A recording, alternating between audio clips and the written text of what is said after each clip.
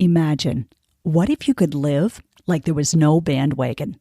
Join me for episode 59 as we explore this concept together. Hi, I'm Clarinda, and you are listening to the Feel Light, Mind, and Body podcast, created for women like you. Women who are experiencing success in so many areas of life, but are struggling with weight loss, stress eating, and decreased energy. Losing weight can feel hard, heavy, and restrictive. That's why every week I will be offering you a different perspective, tips, encouragement, and a unique approach so that you can feel lighter in your mind and body rather than feeling deprived, frustrated, or discouraged. What if you could feel free, yet in control around food for the rest of your life? What if you could enjoy your experience of losing weight and getting healthier? You absolutely can. You're in the right place. Take this time for yourself and let's dive in. Hello again. I hope you had a peaceful Christmas, whether it was a happy one, a time of grieving, or mixed emotions holiday, which is probably most typical. Regardless, slowing down and being present is what most of us really need. I'm recording this the week before Christmas, so all I have to do on the 26th is post it for you, and then I'll be hitting the road with Bree and my niece, her partner, and my great niece to go visit our family a couple of hours away.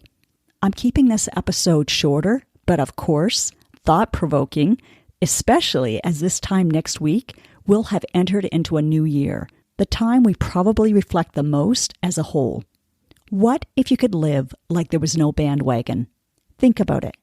How freeing would that be to not be continually falling off of the bandwagon and then dread having to get back on it next week or maybe prolonging it even until next month? Now, some people have chosen to discard any concept of a bandwagon out of sheer frustration and exhaustion, or they're tired of being negative towards themselves and how that makes them feel. Unfortunately, for many, that also means settling for being overweight in order to feel freer. That works great in the present, but maybe not so great a few years from now. That's why my passion is empowering so many people to find their healthy balance and to be able to feel free yet in control of what they think and do while getting the results that they want and deserve. I've encouraged my Feel Light, Mind, and Body clients to be deliberate in continuing to practice this no bandwagon mentality over the holidays. They've been learning so much about themselves, their brains, their hormones, and their habits, and are much more aware of their self-talk. I'm excited to hear how they experience this season, and I'm curious if they felt more connected without relying on what everyone else is eating or drinking to do so. Our collective goal was to look at this as an experiment, an opportunity to practice, and just to see how they show up differently this year compared to last year. Last Wednesday was our last group coaching session. I did a poll asking how confident they were in going into the holiday weekend, and then we explored where they needed some help in their mindset and planning.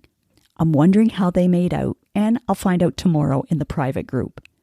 I'm confident in saying that no one will have been perfect, including myself. We don't strive for perfection. We focus on what is nourishing and nurturing, and sometimes that includes eating off plan, and that's okay. I don't usually eat in the evenings, but I'm prepared with some healthified snacks for if Bree wants them while watching a movie. I may or may not choose to have them. I'll decide, depending on how I feel and what I've already consumed. I'll enjoy her and the movie no matter what. That's what makes it an achievable and sustainable way of living that we can enjoy without guilt or deprivation. Going into Christmas, I knew what my non-negotiables were and where I was okay with going more with the flow. Sleep and sustained energy are high-value priorities for me, so that influences my decisions the most. I've done this over the weeks leading up to the big day, and even though I'm recording this on the 20th, I'm pretty confident after years of practicing the tactics and hacks for thriving through any circumstance that I'll be content with how this past weekend went as well. What is freeing, effective, and makes it so doable is not going extreme either way. When we don't move into the, well, I might as well eat all that I can while I'm off the bandwagon, then we're less likely to self-sabotage in our overeating. One Lindor chocolate might be perfect, or one Bailey's over the holidays instead of every morning. If we think we can never eat something that's not healthy, our brains will go into scarcity thinking and offer us urges for everything because it thinks, who knows when the next opportunity might be?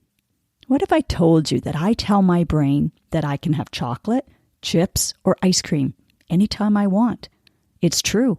I do. And it has an interesting effect. That rebellious teenager part of my brain calms down, and 90% of the time or more, I don't make the unhealthy choice. How? Well, the difference is I now know and understand why my brain is prompting me and have the tools and tactics and hacks that work in my favor. I know how my hunger hormones being in balance feels, as well as how it feels when they're out of whack. And I've been practicing this way of living and being for quite a few years now. There's no need for a bandwagon. Do you hear that? Let me say that one more time. There's no need for a bandwagon. It no longer exists for me, and that is also how you can live freely and with ease. 15 years ago, I had no clue about this game changer. I was on and off again. I experienced that roller coaster, that bandwagon. There are so many things I love about this lighter approach. One of them is I love that I can still feel in control when I'm relaxing and kicking back. Connection begins within ourselves, but we have to learn how to do so. It's a beautiful process that takes some teaching, coaching, practice, and a willingness to simply be open to it. It's an important skill set to develop because that connection goes deeper than what temporary pleasures bring. Not saying we can't enjoy both, because we can, but my focus is more on the people around me than what we have as accessories to that connection, like food and drinks. So what if you're listening to this and thinking, "Frig, that feels impossible," or, "Well, Clarinda, I had great intentions, but I blew it this month." Trust me, you're not alone. I received one message last week saying she had already emotionally eaten after receiving some bad news. I told her, I get it. I had an emotional eating afternoon about 2 weeks ago as well, but it was only for a short period because I knew how to get out of it in a self-compassionate way, and I reminded her that she knew as well. Hearing this, along with other coaching support, helped her regain focus right away instead of spinning or spiraling. She didn't have to fall off the wagon and wait a few weeks until she was disgusted or mad at herself to get back on. That check-in was a perfect reset that she needed. So here's my encouragement for you that is very similar. Life happens. We'll have our moments. What matters is now and moving forward. The best thing we can do is to only look to our past to be aware and clear about our default patterns so we can then decide if we want to change it. I help you do so one step at a time. Also, just know we won't always show up as our best selves. We'll overeat or overdrink or over Netflix and not get enough sleep. But here's what my clients are learning and practicing. We get to decide what we're going to make it mean. It doesn't mean we have to be in denial. No, that's not the answer or justification. Otherwise, we miss out on the learning. We get to decide that that is now part of our past, and we have this present moment to make a better choice. Do you know how much overeating, habitual eating, or mindless, bored eating that saves?